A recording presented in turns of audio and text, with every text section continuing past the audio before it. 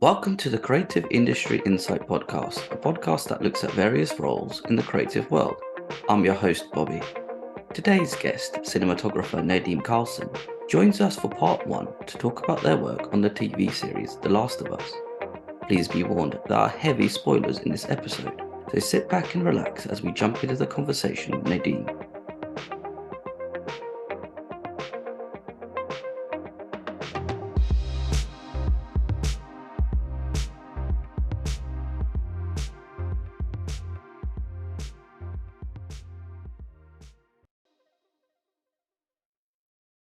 Hi Nadim, thank you for joining me today.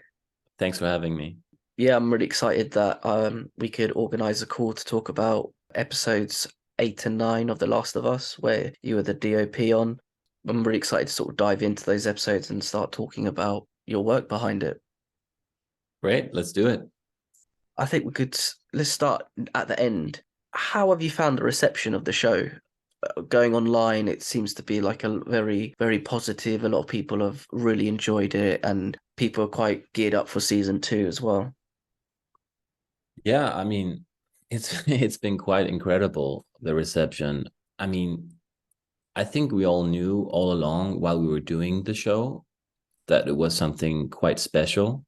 But while you're in the thick of it and actually prepping and shooting, you don't really think too much about it, right? You just focus on doing the best you can.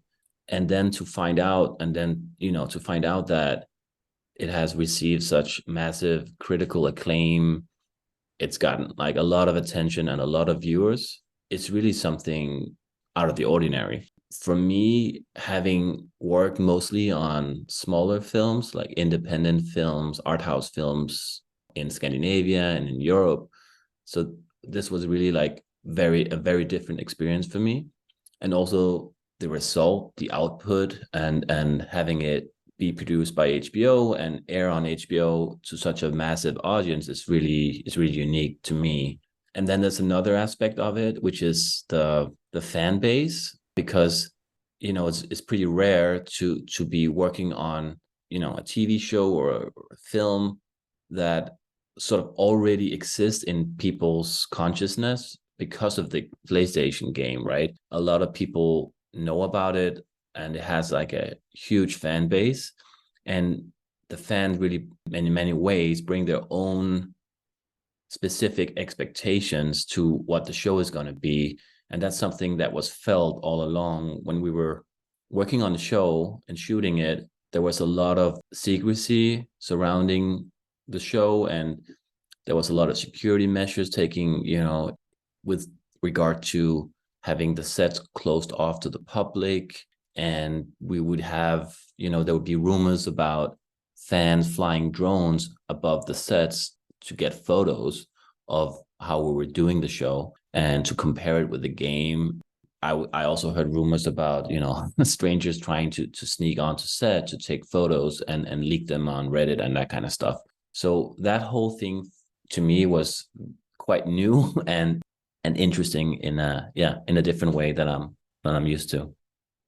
It's quite funny when you mention about having a closed off set, because thinking about it now, I don't recall any leaks happening in terms of sets or looks and feels. I know it's based on a game, so as an audience member, you'd get a general idea and feel of what people look like. But Right. I just don't remember seeing anything being posted.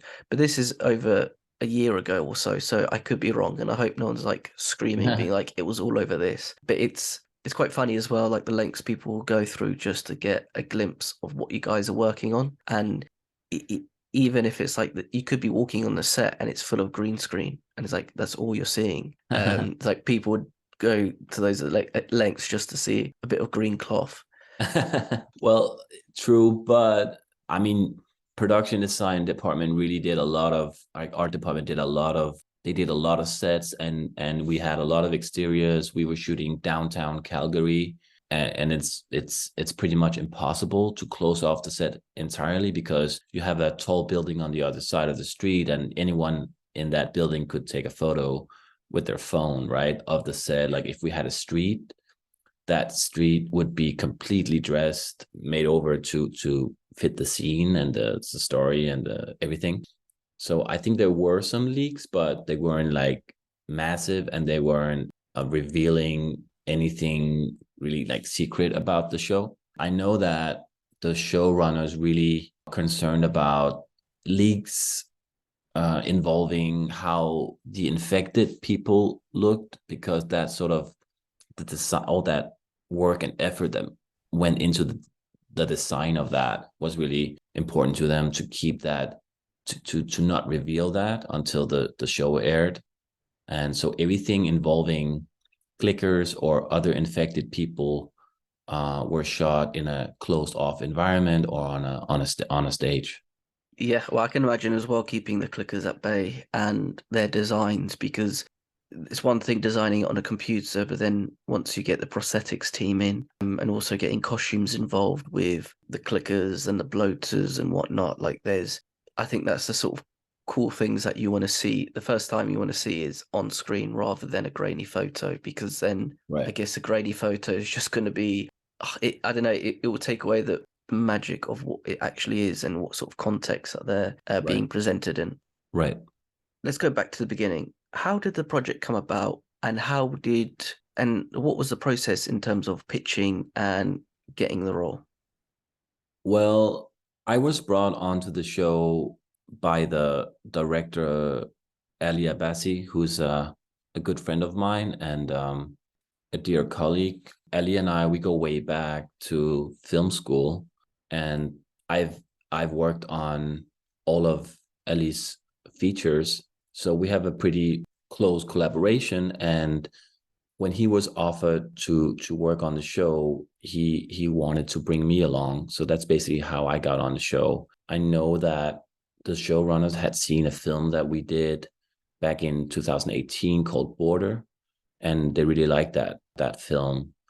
I think that's the primary reason they wanted to bring Ali on the show, because he's such a good director and he's so good working with actors.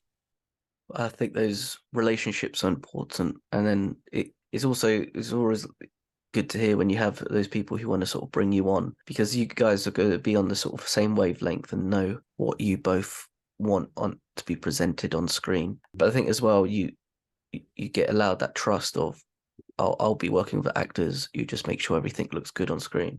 Yeah, and I think one thing is the aesthetics, the fact that you work together as a duo on several films, and creatively you're completely aligned. That's one aspect of it, right? And then there's the other aspect, which is, as a film director living in Denmark, and you get offered to travel to Canada and work for a long time on a big show, you also want a close ally, someone that you not only trust creatively, but also someone you can be friends with and spend and be happy to be around and have a good time with, right? Because it can be pretty lonely if you travel to the other side of the world to spend 5 or 6 months in an apartment and on set, obviously.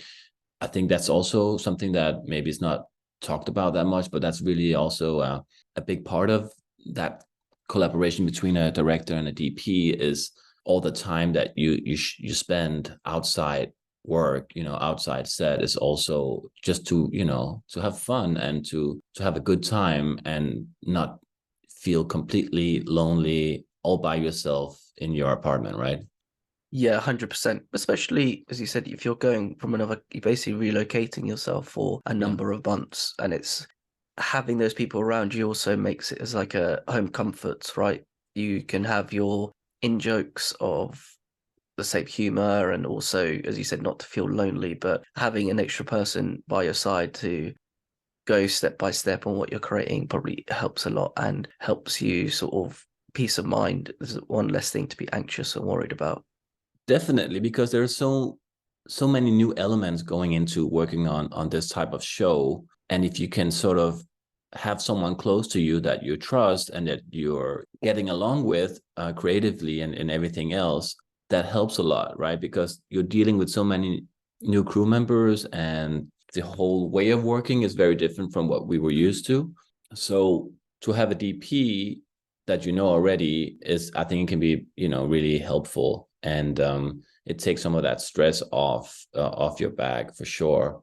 And it's a small thing, it's a small advantage to us being from Denmark and speaking Danish. It was helpful to us to communicate on set. Sometimes we would do that in Danish if it was something that, if we needed to go really quickly about something or discuss something that's going on set, or with the actors or with the lights or anything like that, we could quickly sort of discuss it in Danish and reach an agreement, and then communicate what came out of that conversation to the rest of the crew. Sometimes there's an advantage in being able to have that language between just the two of you, rather than having rather than talking in English in front of everybody else. It can be really helpful, and it's much faster just to go through the things in your own language. Yeah, and as you said, it's basically a shorthand and a Yeah. shortcut to creating what you need and what you're sort of doing on set as well. When you're quite on set as well, it's very time sensitive with things, especially if you're on location and you only have a certain amount of hours in a day to use the lights or to get a certain shot. So it does help you guys quite a lot. Right. And sometimes you just want to, it's not like necessarily that you talk about things you don't like or something like that. It's not like, it's more like a shorthand to quickly addressing an issue without having it become like a discussion between several people, right? Sometimes it's just really nice for you to have that relationship with a director. Sometimes, I mean, every director can be insecure, and sometimes sometimes he would use me as a second opinion about acting, or about a specific shot, or an approach, or something like that to a scene. And it's nice so sometimes my role could also be more as a assistant to him, and at the same time, obviously, I'm also the DP. But I think that's the kind of thing you can have when you work together on several films and you know each other so well. Having that relationship is again extremely key in what you Yeah, guys are going to be doing. right. As well, because what is the creative process for a DP when they take over the baton from another DP? Like, I understand that there will be a look and feel that will need to be consistent throughout the show, but how do you go about adding your own signature touch to it? I'm not sure that I brought a signature touch to our episodes that wasn't already in the DNA of the show, and that DNA was established and conceptualized by Ksenia Sereda, the DP who did the first few episodes. That being said, I think obviously we do bring something to the table as a director cinematographer duo. It's all about, I think for me, it's all about the taste, like the taste you have in cinema, the taste you have in filmmaking, and that taste, obviously, is something that I share with the director. So it's all in the details, really. It's how you tweak the lights, it's how you time the camera movements and the framing, and that's all a gut feeling, really. Like that's how you react to what you're seeing. So I knew how they shot the episodes that preceded ours. So I was aware of the overall look and feel. And I was also having the same gaffer, the same key grip as the other DPs on the show. So I would also consult with them once in a while just to sort of double check that I wasn't out of bounds or changing things around too much. But we were given quite a lot of freedom within sort of the framework of the show. I think the real creativity for us came from the scripts, how we approach them in obviously in close collaboration with Craig Mason, the showrunner. I think that's where the real creativity happens, is once you get that script and you get into the thick of it, and you plan how to shoot it, and you get to choose the locations, and you talk to John Painter, the production designer, about his ideas of how to design the sets. I think a lot of a lot of the show, and I think everyone, it's clear to everyone that it's very much informed by the game. how the game looks and feels. And that's definitely true for us, especially with regard to episode 9, that has a storyline and a narrative that very much is very close to what's going on in the game. Just to go back for 1 second, I mean, my approach was really to give Ali the freedom to work with the actors in the way that I know that he likes to work. And that requires minimal equipment on set, like inside the set. And it means lighting for almost 360 degrees. And obviously, pretty much everything is handheld. And the reason for that is that's how the previous most of the episodes are shot. That's also how Ellie and I have worked on his films in the past. So it was very natural for me to work on the show, in the sense that the style that Ksenia brought to the show, for me as a European cinematographer, it felt very natural to approach it like that, to light the set in a naturalistic way. And I know that if you look at our episodes, I hope and think that we achieved a type of intensity and authenticity, both in acting style and cinematography. I really try to light the sets as simply and naturalistic as possible. Listening to your answer, it's interesting to hear that there's always that there's certain crew members that were consistent throughout. So when you were talking about the grip and gaffer, so there was that sort of continuity of knowing what's what, and also there's camera movement and so on. Yeah, and also I want to add, we had the same camera operators throughout the show. I didn't operate the cameras myself. This is the first time that in my life that I didn't operate a camera, but I wanted to try it out. I wanted to have that experience with working with operators, and it was really interesting experience for me because I was able to sort of experience the set from the outside and notice things that I wouldn't normally notice if I were operating the camera myself. And I was able to sort of tweak the lighting, and I was able to, but obviously observe both cameras and both camera operators as they were shooting. Because I felt like if I had been in there operating one of the cameras myself, I wouldn't really be able to pay that much attention to the other cameras. And to me, when you're shooting multiple cameras, they're equally important, right? Which is kind of interesting to hear that, like, even though you're shooting on multiple cameras, having that idea of one camera set. As a DP, like, do you light for both cameras, and then sort of the placement of the camera is going to be important, but you don't want one to be in shot with the other, but then also you're trying to capture two things at once. How does that sort of work in terms of lighting and shot composition? The way we lit the sets was very much informed by, I mean, we lit the sets in knowing an approximate blocking of the scene, right? And then we lit the set to match the atmosphere that we wanted on set, the mood and the tone. And then sometimes we have very specific shots in mind, but we very much choose the camera angles and the framing based on the lighting as well. So one informs the other. And the way I thought about it was single camera. I thought, okay, we have an A camera shot here. What interesting stuff can camera B get?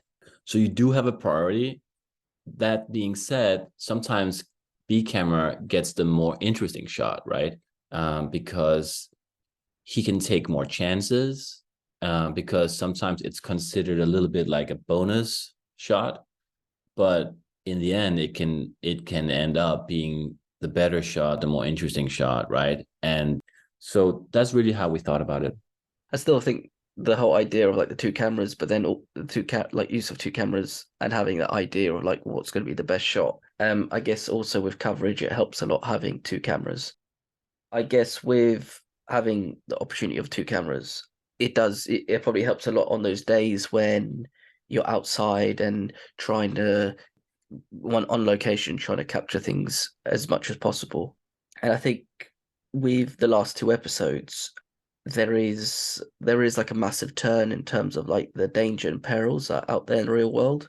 And on top of that, the number of scenes take place in a harsh world climate. So how do you go about creatively the visual language that you want to convey these ideas of the harshness of the terrain, but then also what are the difficulties when you're in those elements and shooting?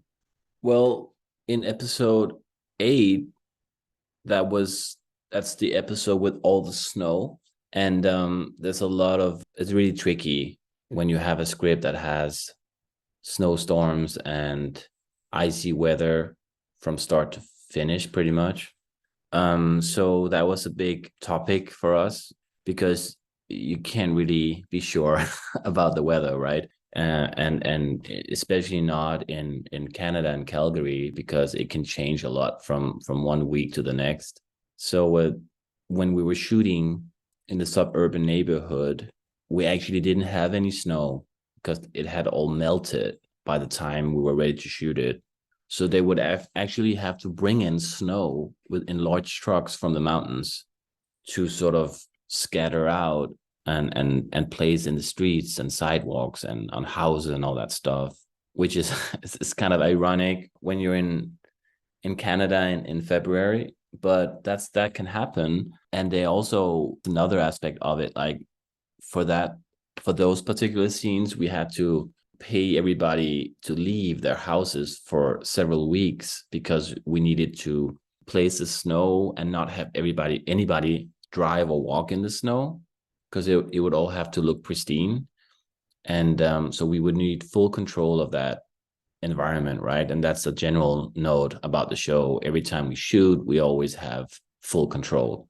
And that's something you can do on a massive show like this one, which is something that I never tried before. And when it comes to the coldness and the roughness and the iciness, there's obviously a big difference between what it looks like on camera and what it actually feels like, because just because it looks really cold doesn't mean that it is really cold. Like a lot of that, the feeling of coldness comes from wind and smoke we would mix with the wind machines. So we had these huge wind machines that Joel would be walking through. So obviously there's snow and it is -degrees, but a lot of that feeling comes from wind. And I didn't fight that in terms of lighting and snow and reflections and all that. I didn't really mind the bounce from the snow because it's like it's a natural occurring element in the show. And the way we shot it was very loose and it's handheld and everything. So it really doesn't make sense to try to fight against it. Rather go with it. And I would have this ND filter system on the camera that's sort of a variable ND filter, which meant that if the sun came and went, or if the light changed a lot, I would be able to adjust my exposure accordingly without affecting the f-stop on the camera. It's very technical, but it basically means I can keep the same shadow depth of field throughout, and at the same time I can adapt to the changing light. It's quite funny hearing about snow being brought in, and because when you're watching it on the show, I guess as a general audience member, you wouldn't really think about that you'll need to import snow, and it looks like it's all been sort of there and settled the whole time. Right. And it's just sort of like funny to hear more of that, like the idea of snow being brought in, and it was probably probably actually isn't like 100% real snow. It's probably some sort of like they used in The Shining, they used like a lot of salt for their snow scenes. It's probably something of like a similar ilk of that, but at the same time as well, hearing that like making sure that people don't walk or disturb the set with their cars and walking around, because that'd been quite a funny thing to see, like a behind the scenes of I always had like footprints here. Yeah, actually, it was real snow almost all the time because we're actually not allowed to use fake snow, because pretty much everywhere you shoot in nature in this area is national park. And because it's national park, you're not allowed to change anything in nature or use fake powdered snow or anything like that. They're really strict about that. So we did indeed bring the snow, if to set if it wasn't there already. So so in terms of, because it was real snow and you couldn't bring in the powdered stuff, was there sort of because of the heat generated from the lights and having that sort of time sensitivity with it, did you feel like there were times where you had to sort of just capture the scene before the snow melted?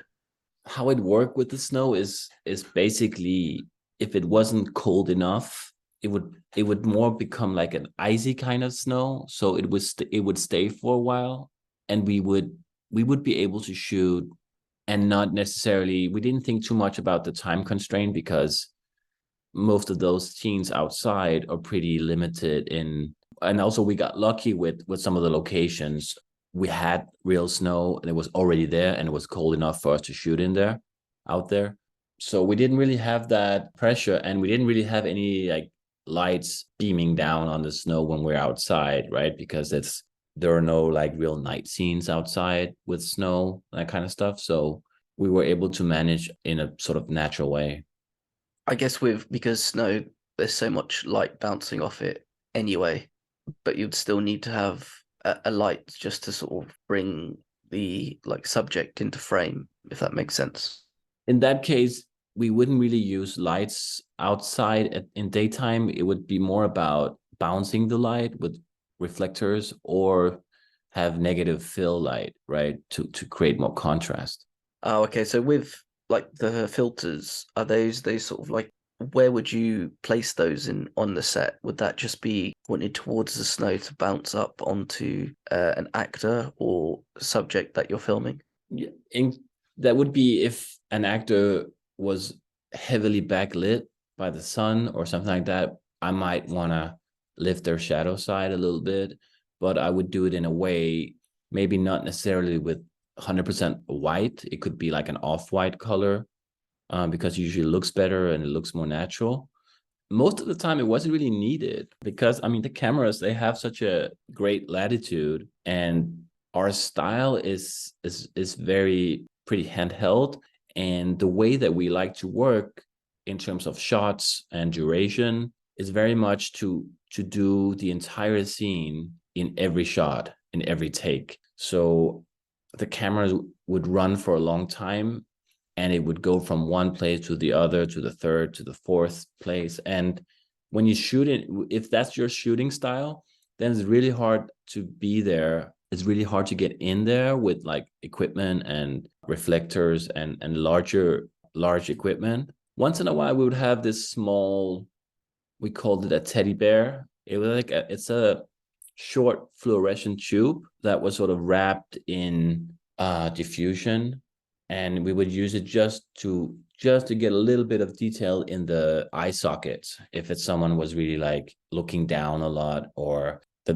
we would lose connection with the eyes. We would just bring that in just really close to the actor and very heavily dimmed down just to get that detail, just so we don't lose that emotional connection with the actor. Ah, I see. Okay, because it's always, I guess, that the idea of lighting someone, there's always, if you're in a room, it's slightly different because you'll have one light there, one light over here. But I guess with natural elements, it's just about catching the light at the right time. Yeah, and when you're shooting outside, it's bright day. It might even be sunny. There's snow all everywhere. It's not. It's actually for me. It's more about making it interesting. It's how do you create contrast? How do you maybe block some of that white bounce coming from the snow so that it doesn't get completely lit up evenly, right? Or I'm thinking more in terms of negative fill when I'm in that kind of situation. Ah, okay. What do you mean by like a negative fill? Negative fill would be, instead of bouncing with a large white board, you would have a black board to sort of create a shadow side on the face, right? So that, let's say, if someone is lit up equally on both sides of his or her face, might want to bring that blackboard close to the actor just to create contrast and yeah, just to make it more interesting, really. Excuse, like I know we're slightly drifting off from the questions, but Yeah. I'm Yeah. just curious about this one thing, is like, what is the difference between Like, why would you use a blackboard? Is that just because it's a little bit less harsher when it comes to lighting? You would use black because if you move it close to the actor, they would get a shadow on that side. Basically, you're sort of blocking the bounce that would occur naturally from the surroundings, right? You would actually block the light, let's say, being bounced off the snow or a white wall or something like that, right? It's really all about how you reduce the amount of light coming from that side. Okay, understood. Because I was just thinking about because I've seen the use of whiteboards and or like sort of reflective material, but I Mhm. don't think I've only seen sort of like black drapes, and it's more for darkening in terms of making it look like it's dark outside or something along those lines. I see. Yeah, you can use it as a negative bounce, I guess. I thought that would be the case.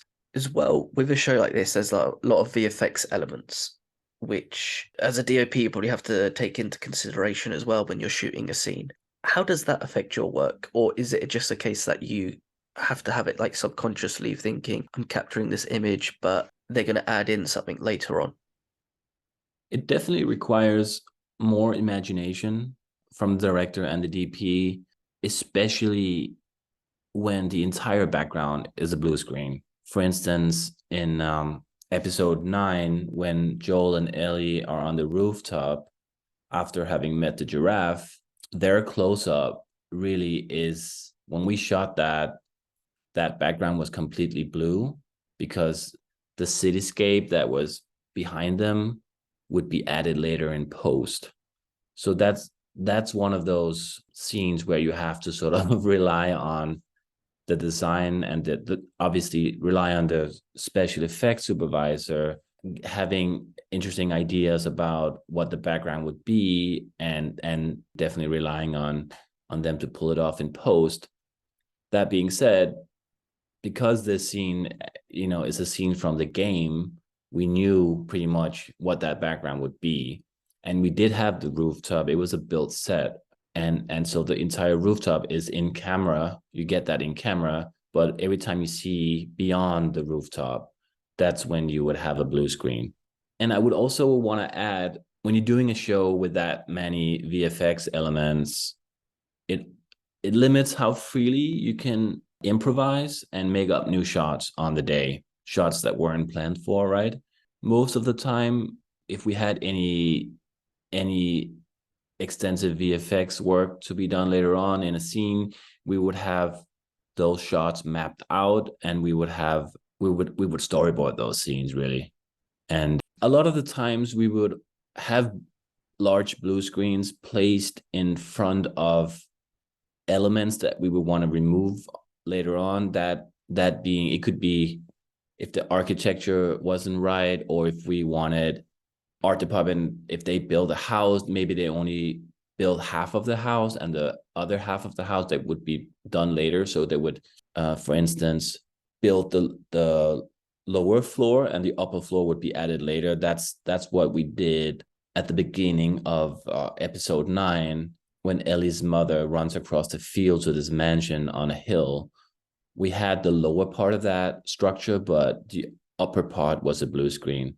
And in episode 8, when Ellie leaves Joel on the mattress in the basement, and she leaves the house to go outside with a rifle, she walks down this suburban street, and at the end of the street, there are a lot of trees there, and that sort of suggests that this neighborhood is at the edge of the woods, which it really wasn't. There weren't any trees there, so we would have the houses in the foreground, and we would have Ellie walk down the street in the snow, and in the background we would have 2 or 3 large, like really large blue screens on lifts, on cranes, and they would block that end of the road, which was really just an intersection. And then later on they would add all the trees, and then next scene you cut to her in the woods, right? And we would go to the real woods to shoot that scene. I just find it sometimes mind blowing what VFX artists can create, and that like you guys will be shooting one thing where, oh, don't worry, later on we'll add, for example, at the end of the street with a forest area. Well, when you're shooting it, it's like how many people need to imagine that it's going to be there, and then how it's going to look afterwards. Like even the idea of like, and as an actor, okay, you're going to be walking into a blue screen, but it's going to be forest area. But or even the scene that you're talking about in episode 9 when they're looking over the city area when the giraffe appears, that's quite funny to see on that as well. Like the idea that that whole area was just a blue screen and people had to sort of pretend that they're looking over a landscape that is, sort of abandoned landscape that kind of has that hope area. But what I sort of want to know as well is that when you have things on the blue screen, does the light and composition, is that created on the VFX side, or is that going to be something that you have a hand in as well? What do you mean? The lighting composition? I didn't So, quite get that. so when if they're looking out towards, say in episode 9, when Right. they're looking out towards the Yeah. city, you see everything in terms of like, I know it's like shot on blue screen, but when you see the actual final product, you see it's all lit up and it has those Mhm. details, and you can see like the sun's coming in at a certain angle. Are Mhm. you involved in that sort of look, or is that created in post by VFX? So the look would be created in post by VFX, but we would have discussions in advance about what would be a good time of day to shoot this in terms of where the sun would be, because obviously you need to match whatever light you have on the actors would need to come from that background, right? So if you shoot them backlit, that means the sun would have to be somewhere there in the background, right? And how's that going to look with all the buildings there? So we definitely have the discussions.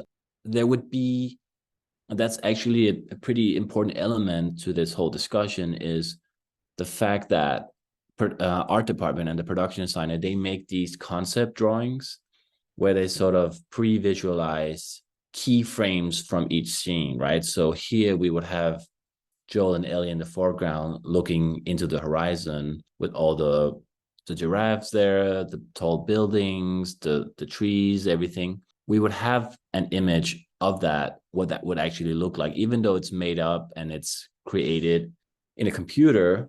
It gives us an idea of this is probably what it's going to look like in the end, the finished result. So it's not like we're just shooting with two actors in front of a blue screen and we don't know what's going to be in the background later on, but we don't know exactly how it's going to look, right? That's something to be designed and tweaked and that kind of stuff later on in the process. When you're mentioning about how you guys have shot it, that there might be a backlight, so then whoever's working on it in post will have to take that into consideration, and when they're creating their a little slice of work on the side with the blue screen and VFX effects. And I guess as well, it's like when you're talking about it in the concept designs and the whole pre-production sort of process as well, the terms of how much planning it will need for these sort of effects and shots, that there must be a number of meetings and also conversations that are taking place constantly, and the sort of, I guess it's like another element of the world building and what work people put themselves through and what they need to do to sort of get the best possible outcome. That's right. And I think those concept drawings are really important when you're doing this type of show because it gathers everybody and it sort of starts the conversation. And it's a good starting point when you're talking about light and colors and composition because it's something concrete that you can grab onto, and it also it starts the conversation. And I think the fact that we have the game to look at too is always, if in doubt, basically that's where you should go look because it really informed a lot of our decisions. And I would be taking screenshots from the game a lot just to get acquainted with the look and the universe building part of it. And it would also be something that you can easily show to somebody if you want to discuss an idea. It's very easy to bring up one of those images and we can look at it and we can discuss it, right? And in terms of VFX, I think it was very smooth in a way to work with VFX on this production because they were very adaptable and they're so good at what they do that they can basically do anything, it feels. So normally the VFX supervisor, Alex Wang, would ask a DP how would you like to shoot it, and what type of light did you have in mind? And most of the time he would be okay with pretty much everything, and sometimes he would maybe suggest something else, or on set, and he would be on set all the time. You can always, it's really nice to have that person on set that you can go talk to if you're not 100% sure. And I was actually visiting on set on the episode that Ksenia shot, which is the episode inside the shopping mall. There was a scene with the two of them standing there turning on all the lights inside the shopping mall, like one by one almost, or like they come on at different times. And when I was on set, the VFX supervisor actually showed me, he could show me like a pre-visualization of what it would look like, because he already had the plate for the blue screen. So he was able to put the plate on the monitor. A very simple mock-up version of it, but at least you get the idea of when you have these two characters in front of this large blue screen, you just have a little bit of foreground. I think there's like a fence or something, and they don't have anything to look at. It's all blue. And then because he already has an early design of the plate, he would be able to show me like, this is what it's probably going to look like when it's done being in the composite. I think that's pretty cool. The idea of you see a blue screen and then one click of a button and the composite has come up, and it must be Yeah. quite mind blowing to see, like, it's like, it's here, it's not here, it's here, it's not here. And having that sort of, actually having that visualization of just like, oh wow, this is actually going to be really, really cool. Definitely. Yeah. It's something you can do once in a while. I don't think you yet have that luxury to be able to bring that up, because most of the VFX is being done later on, and it's only being done to the shots that are in the edit. So, but in this case, they knew that they would have that shot right in the scene. So it was a key moment. It's just great to sort of hear and get an idea of what it's like with a VFX on set, and having that insight of what it's like filming with blue screens and whatnot. This is just going to be a sidestep. I know they had the giraffe question, but I'm going to save that for the anatomy of the scene. So we'll do that Mm-hmm. one later on, because I think there'll be crossover on that. But just to sort of get to my penultimate question, what was your favorite scene that you didn't shoot?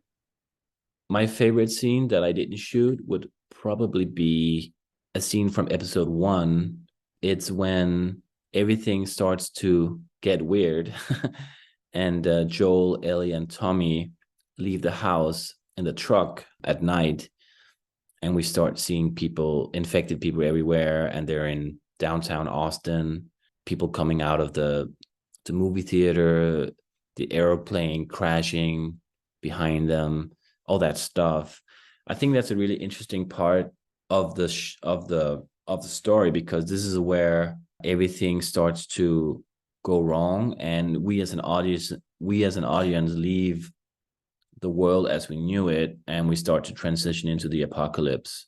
I think that whole idea about going from like normal everyday life into this chaotic dystopian tilted universe was really interesting, and it's something that really gripped me when I was watching the gameplay on YouTube back in the day when I didn't know anything about The Last of Us. I was watching the entire gameplay, and because everything starts out really, really normal in a way, it's something that it's very recognizable.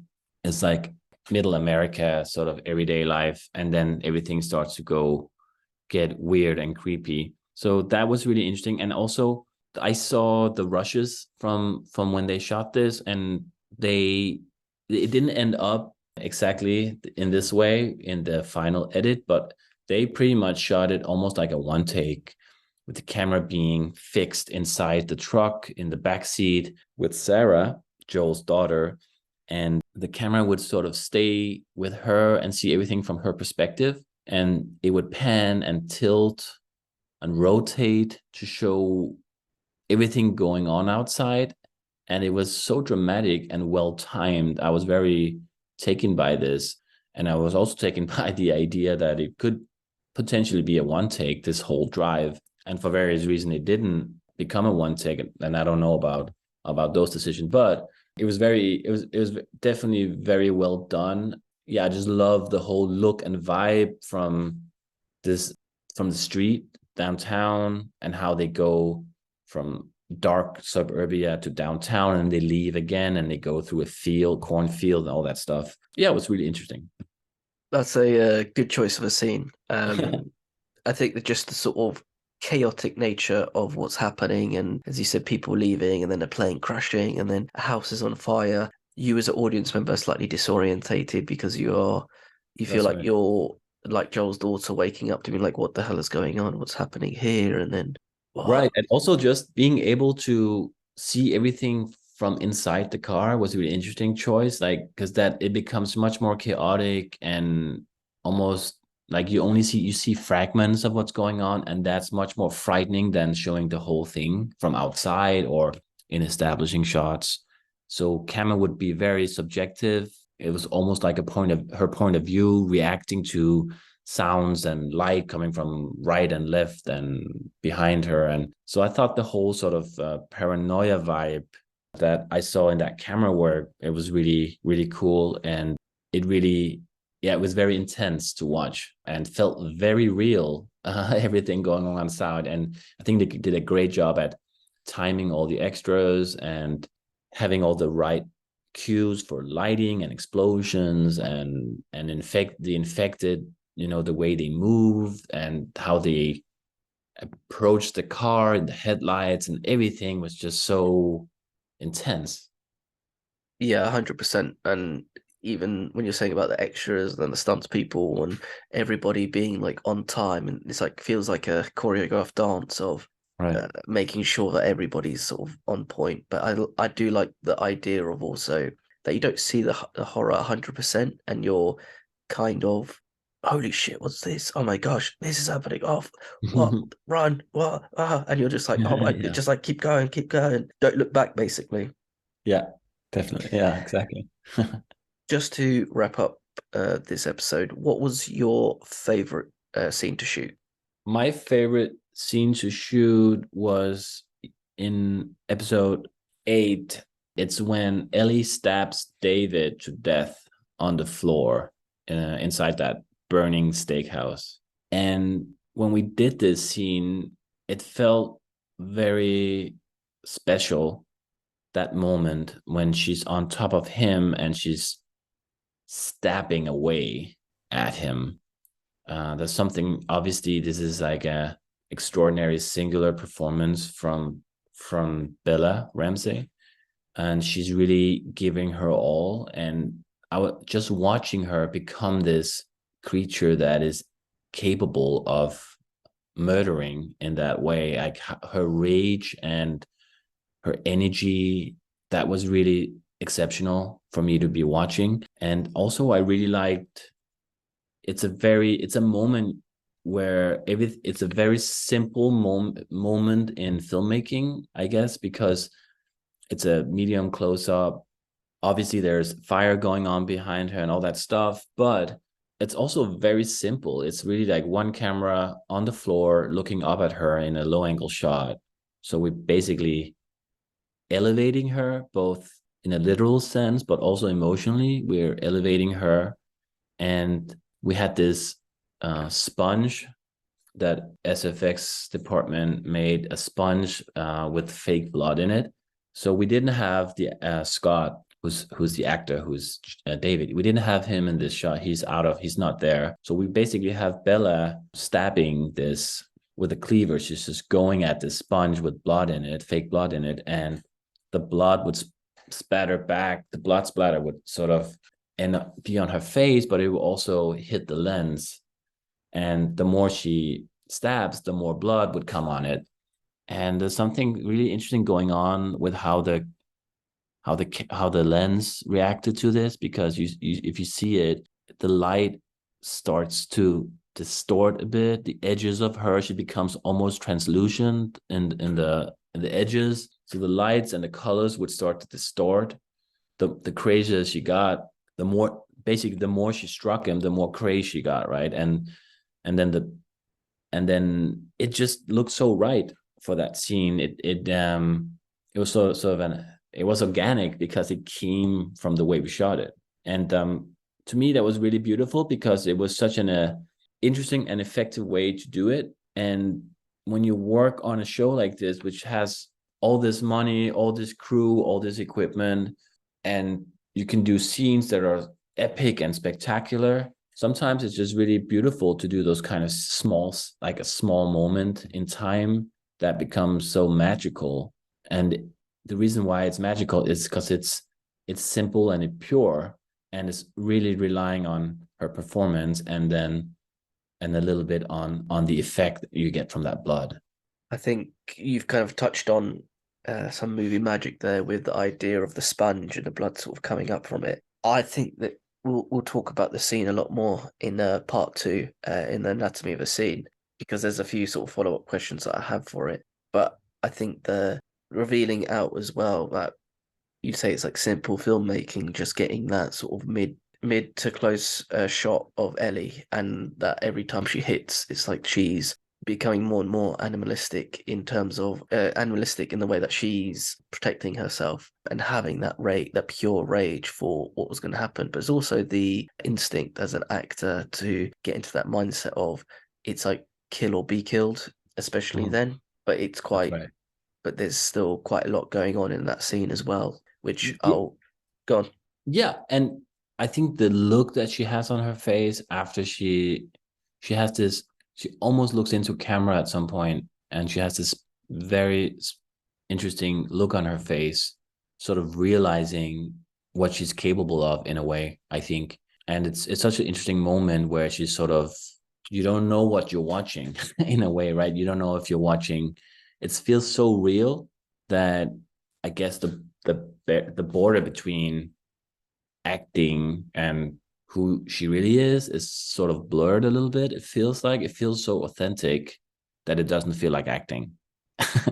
And it also feels very something that almost surprised her as she did it. And that's one of those things that's really hard to plan for. It's some of those things that just occur, whether you're doing a big budget show or a small film or whatever you're doing, that those moments are what you're always hoping to get, like those unscripted subtleties that really make it quite unique.